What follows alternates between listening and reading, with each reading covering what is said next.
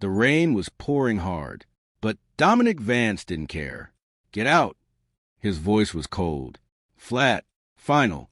Hilaire Monroe stood at the mansion door, barefoot, shaking, her white dress already soaked. The staff watched in silence. No one moved. No one spoke. Because everyone knew one thing. When Dominic Vance makes a decision, there's no going back. "But I can't see," she whispered. And for a brief second, something flickered in his eyes. But it disappeared just as fast. "You're useless to me," he said. And then he shut the door, right in her face. The thunder roared. The rain got heavier. And Alara just stood there, alone. But wait, here's the shocking part. She didn't cry. She didn't beg. She didn't scream. Instead, she slowly lifted her head, and for the first time that night, her eyes opened fully, clear, focused, seeing. But she didn't say a word, because what Dominic didn't know, what no one in that mansion knew, was that the blind wife he just threw into the rain was never truly helpless. And what happened just a few hours later didn't just shock him, it shook the entire city. Dominic Vance was not a man people questioned. He was known for one thing: control. His business empire stretched across the city. His name carried weight. His presence, silence. People didn't challenge Dominic. They obeyed him. But behind that power was a man who trusted no one, not even his own wife. Hilaire Monroe. To the outside world, she was just the blind woman he married. Quiet, dependent, invisible. But inside the mansion, she moved with careful grace, counting steps, touching walls lightly, memorizing spaces. The staff often whispered about her. "She's too calm. She doesn't complain. She just accepts everything." And that was true. Hilaire never argued, never raised her voice, never demanded attention. Even when Dominic ignored her for days, she simply said, "I understand." That was her habit. That was her flaw. She always made things easier for everyone else, but harder for herself. There was one thing she always did, though. Every evening, she sat by the window, listening, not watching, listening to the world she couldn't see. Cars passing, rain falling, voices in the distance, and sometimes footsteps behind her. Dominic's footsteps. He would stop, look at her, say nothing, then walk away. Because to him, she was a mistake, a marriage arranged for reasons he didn't care about anymore. At first, he tried, but over time, his patience turned into frustration, then into distance, and finally into cold indifference. "You're a liability," he once told her. She didn't respond. She just smiled softly. "I'll try to do better." But that answer only made him more irritated, because in Dominic's world, weakness was unacceptable, and to him, Hilaire was the definition of weakness. But there was something strange, something small, something no one paid attention to. Sometimes, when she thought no one was around, Hilaire would pause, turn her head slightly, as if she was looking at something, not listening, looking, and then she would quickly stop, lower her head again, and return to being the blind wife. No one noticed, except one person, the maid, an older woman named Mara. She had worked in the mansion for years. Quiet, observant, careful, and one night she saw it clearly. Hilaire walking alone in the hallway.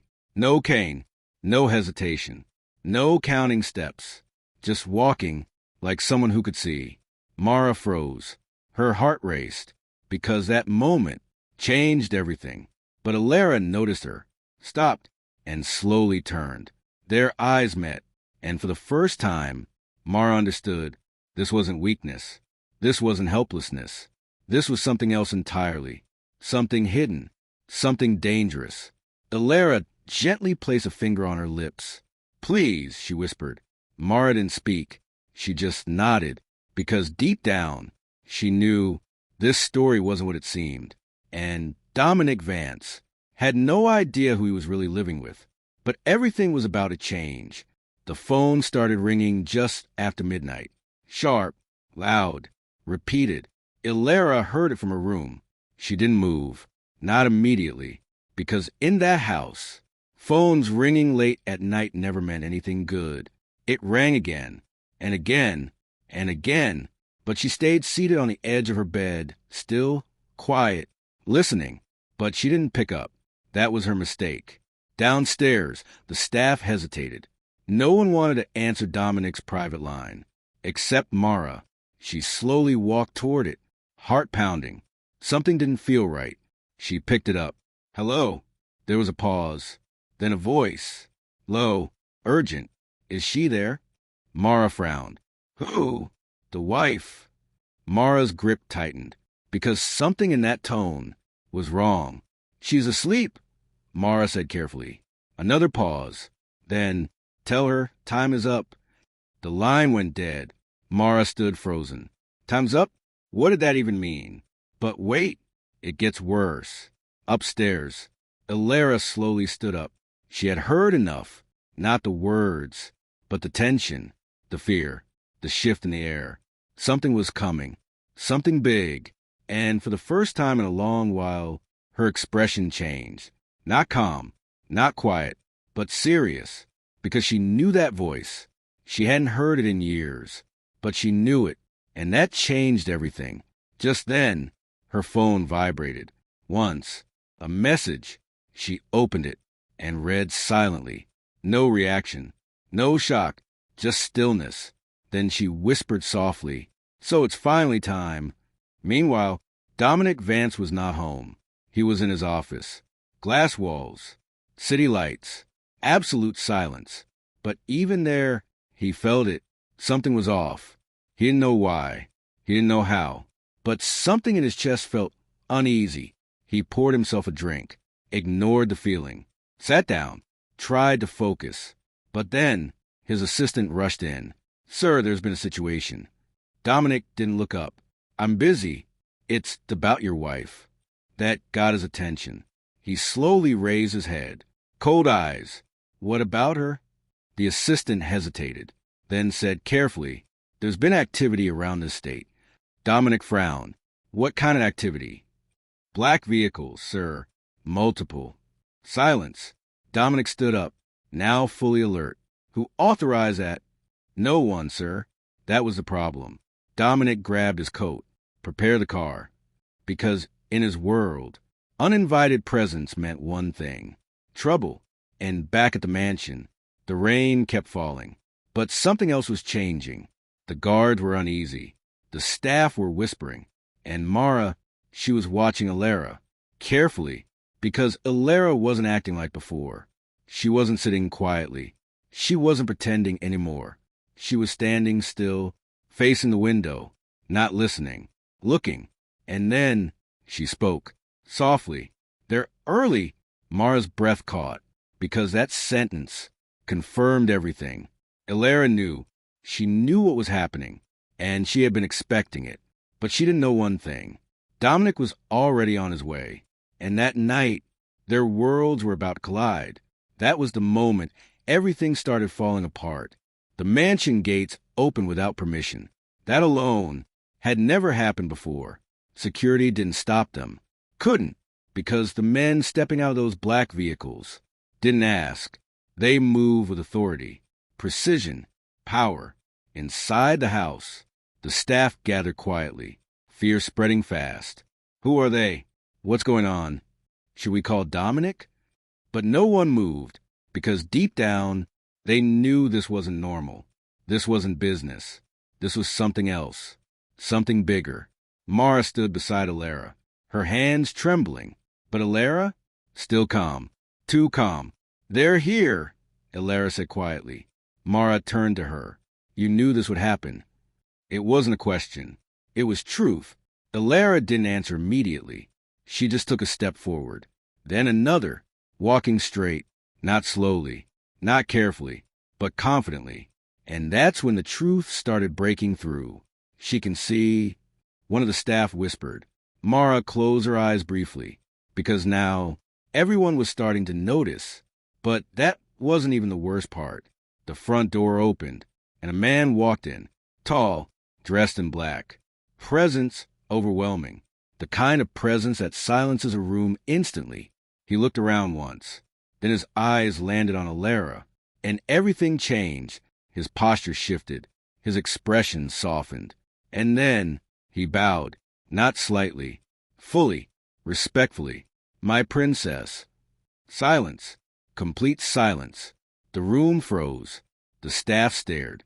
Mara's heart stopped, because that one moment destroyed everything they believed. Princess? Alara? The blind woman? But Alara didn't react dramatically. She didn't smile, didn't show emotion. She just stood there, calm, controlled, as if this was normal.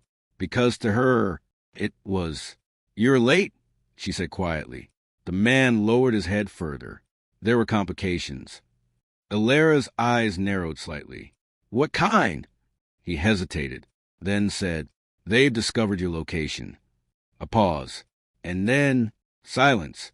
Heavy, dangerous. Alara turned slightly, looking toward the door, as if expecting something, or someone. And then headlights flashed outside. A car pulled in fast. Dominic. He stepped out immediately. Tension in every movement. Confusion in his eyes. He walked into the mansion and stopped because what he saw didn't make sense. Men he didn't recognize. His staff standing frozen. And his wife standing in the center of it all. Not helpless. Not lost. But in control. "What is this?" he demanded. No one answered, because no one knew how to explain it. But then Alara slowly turned and faced him. Fully. Directly. No hesitation. No blindness. And in that moment, Dominic felt something he had never felt before. Uncertainty. Because the woman he thought he knew was no longer the same. But that wasn't even the worst part. Dominic stared at her, waiting, demanding, trying to understand what he was seeing. But nothing made sense. "Alara," he said slowly, "what is going on?" But she didn't answer immediately. She just looked at him, calm, unshaken.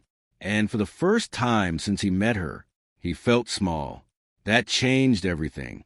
"Answer me," he snapped. Still, no response. Instead, the man in black stepped forward, blocking Dominic's view slightly.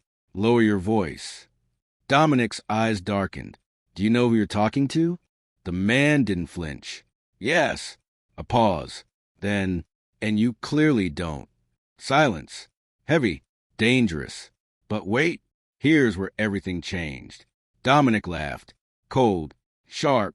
"You think I'm scared of this little act?" he said. He turned to Alara again. "This is ridiculous. Stop this nonsense." Still, she said nothing. And that silence was louder than anything else. Because it wasn't weakness anymore. It was control. Then she finally spoke. "You threw me out." Simple. Direct. No emotion. But it hit. Hard. Dominic scoffed. "And I'd do it again." That was his mistake. The room shifted. Not physically, but emotionally. Like the air itself had changed. The men behind her straightened. The tension rose. Mara held her breath, because she knew this was the breaking point. Alara took one slow step forward, her heels echoing softly on the marble floor. No hesitation. No blindness. Every step precise. And Dominic noticed. He couldn't ignore it anymore. "You can see?" His voice dropped. Lower. Uncertain. But she didn't answer that. Instead, she tilted her head slightly, studying him, like he was the one exposed now. "You called me useless," she said. A pause. "And yet," she looked around the room, at the men, at the power surrounding her. "You never once asked who I was." That sentence landed. Dominic's jaw tightened. "I don't care who you are." But that wasn't true. Not anymore. Because now he cared. Now he needed to know. But he was already too late. The man in black stepped forward again. And this time, he didn't speak to Dominic. He spoke to the others. "It's time." Time? Time for what? Dominic's instincts kicked in. "Wait," he said sharply. No one moved. Because no one was listening to him anymore. And that That was new. Then Alara turned away from him, just slightly, as if he no longer mattered. And that moment hit harder than any insult. "Take care of it," she said calmly. The man nodded. "Yes, Your Highness." "Your Highness." The words echoed, loud, unavoidable, and suddenly everything clicked, but not fully, not yet, because Dominic still didn't understand the full truth. But he was about to. What happened next, no one was prepared for. The sound came first. Sirens, loud, approaching fast. Dominic turned toward the entrance, confused, irritated. What now? But no one answered, because everyone already knew, except him. The doors open again. But this time, it wasn't just men in black. It was law enforcement, multiple officers, moving with purpose, straight toward him. Dominic frowned. This is a mistake. But even as he said it, something inside him shifted, because the way they were looking at him wasn't normal. "Dominic Vance," one of them said, "you are under investigation for multiple charges." Silence. Then, "What?" Dominic snapped. "This is absurd." But wait, it gets worse. The officer continued. "Fraud, illegal acquisitions, hidden offshore accounts." Dominic laughed, actually laughed. "You think you could just walk in here and we have authorization." The officer cut in, and then he showed the document. Dominic looked at it, and for the first time, his expression changed. Not anger, not control. Fear, because it was real, official, irreversible. He turned quickly, looking at Alara. "This is you," he said. "Not a question, an accusation." She didn't deny it. She didn't confirm it either. She just watched him, quiet, and that silence was louder than everything else happening. "You set this up," he said, still trying to hold control, still trying to stand strong. But his voice was cracking, and that changed everything. Alara finally stepped closer. Not far, just enough. "You said I was useless," she said softly. A pause. "And you believed it." Her eyes locked on his. Clear, sharp, unavoidable. "But you never noticed," she leaned slightly closer, "that I was watching everything." That was the moment the truth began to unfold. Not all at once, but enough. She wasn't blind. Not anymore. And she never told him. She watched. She listened. She learned. Every deal, every secret, every hidden move he thought no one knew. And that call she ignored earlier, was her last confirmation. Everything was ready. Everything was in place. "You built your empire on control," she continued. "Calm, steady, and you thought no one could touch you." Dominic shook his head. No, this isn't possible." But it was. And deep down, he knew it. The officers stepped closer. "Sir, you need to come with us." Dominic didn't move. Couldn't, because his world was collapsing in real time. And the one person he thought was weakest was the one who destroyed it. He looked at her one last time.